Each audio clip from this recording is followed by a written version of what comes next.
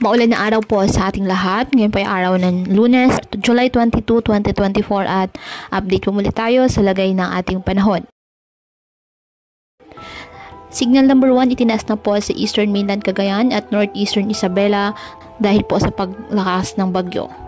Lumakas pa at isa ng ganap na severe tropical storm category 3 at huling namataan sa layong 420 kilometers east of Tuguegarao City, Cagayan, ang bagyong Karina. At taglay ang lakas ng hangin na aabot sa 100 kilometers per hour at may pagbugso nga hangin na aabot sa 125 kilometers per hour.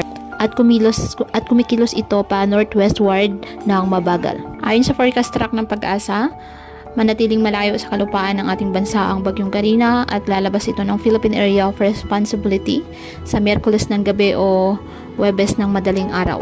Posibleng dumaan ang bagyong Karina malapit o sa ibabaw ng katimugang isla ng Ryukyu Archipelago bago lumabas ng PAR region at dadaan malapit sa hilagang Taiwan pagkatapos lumabas ng ating PAR.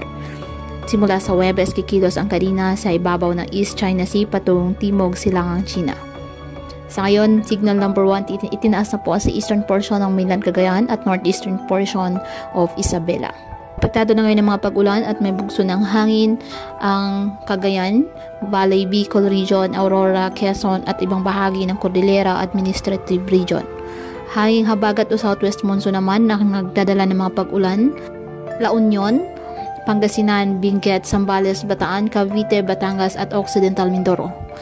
Kasama rin sa mga pag-ulan ang Metro Manila, Rizal, Laguna, Pampanga, Tarlac, Nueva Ecija, Bulacan, Abra, nalalabing bahagi ng Ilocos Region, Calamian Islands, Western Visayas, Zamboanga Peninsula, Negros Island Region, Basilan, Sulu at Tawi-Tawi.